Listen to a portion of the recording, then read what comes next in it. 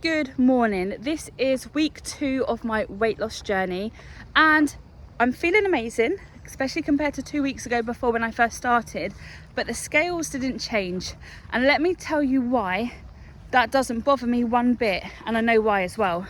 Firstly, I came on my period the day before weigh-in, so you're going to have water retention, bloating, and the scales do not dictate how much progress you've made that week. That's one way to measure. I have had quite a few accomplishments this week, including this was me in the gym a couple of days ago. I was absolutely crying my eyes out. I don't know why. I was very overwhelmed, very emotional. It might just be because I was 2 days before my period, but I sat on the first machine bawling my eyes out, very embarrassing, and I was that close from walking out.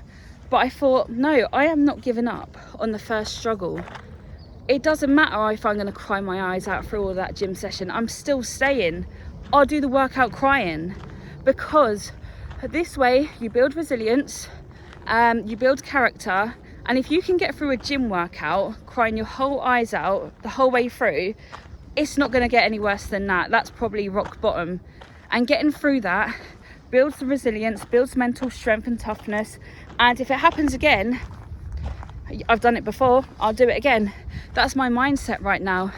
And there are many other ways to measure your progress. So I've done all of my steps this week. I have followed my diet plan 100%. I've drunk all of my water, 4 litres every day. I have got good sleep. I've been taking my supplements.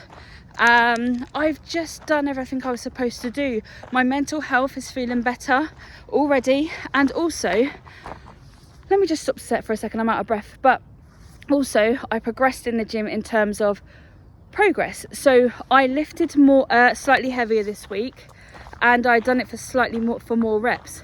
So that's me already improving from the week before. My coaches are very happy, and when you're out in nature getting your steps in, you see so many beautiful things. This was this morning.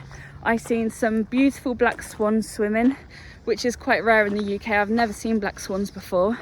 And you miss out a lot when you're sat on your sofa, depressed, moping, wishing you could lose weight, but not doing anything about it.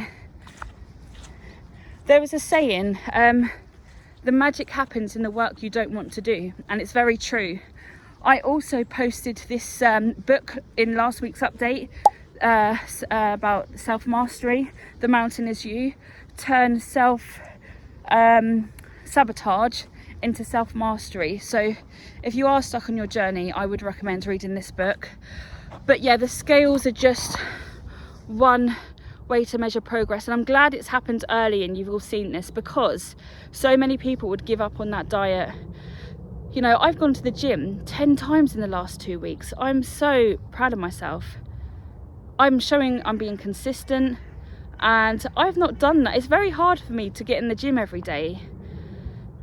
It's not easy.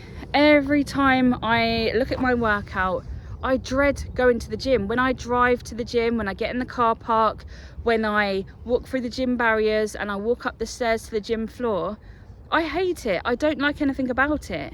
But when I'm in there, it's not as bad as I thought. The worst is the procrastination, the thought of going to the gym. But once you're in there, it's fine. It's absolutely fine. And then when you leave the gym, you feel amazing. And you know, it's only going to get easier every single week, because you're going to start to look better, feel better. And when you're starting the gym at rock bottom, when you're at your heaviest weight, your mental health's the worst, it's not going to get worse than that. So keep going. Show consistency. My coaches are very happy with my progress this week. We have made some slight changes to the plan, so we are going to drop my calories very, very slightly. So I was on about 1900 calories, and I think we're going to drop it very slightly down to about 1700 calories this week. So that's all good with me. I'm enjoying my food, and yeah, this is the update. So this is very important. Don't let the scales or a number dictate on your progress, because what I've gone through this week, especially staying through that gym workout when I was crying my eyes out, no number on the scales can dictate how proud I am of myself for doing that. So the scales are just one area of progress. So yeah, this is me gonna start week 3 now. I'll give you a weekly update, so I'll let you know about next week's progress of my struggles, achievements. I'll let you know the weight, if the scales change, and how my week's gone. So if you are watching this struggling as well, as I said, you're not alone. We all have slipped off our diet, but the important thing is we get back on it. And feel free to like and subscribe if you want to watch the journey. As I say, I will go through ups and downs. This week, only week 2, been very emotional, but this is the time where I'm not sure why it cut out there, but I was saying that's the time when most people would normally give up on their diets. And if you're measuring progress only by the scales, you are going to be very disheartened and gutted, and you're gonna probably fall off track. So it's not just about the end goal weight, because anyone can crash diet, starve themselves to get to their end goal weight, but what's that doing to them psychologically and mentally? And they've not built the knowledge or skills to sustain that weight they've just lost. What happens when they fall off it? How are they going to sustain that? When you do things properly, you learn about nutrition, diet, exercise, water intake, supplements, your body. You have the knowledge and the skills then, and you can make a lifestyle change to sustain that long term. And that's what I think is important. So thank you for watching. I will give you an update next week. Peace.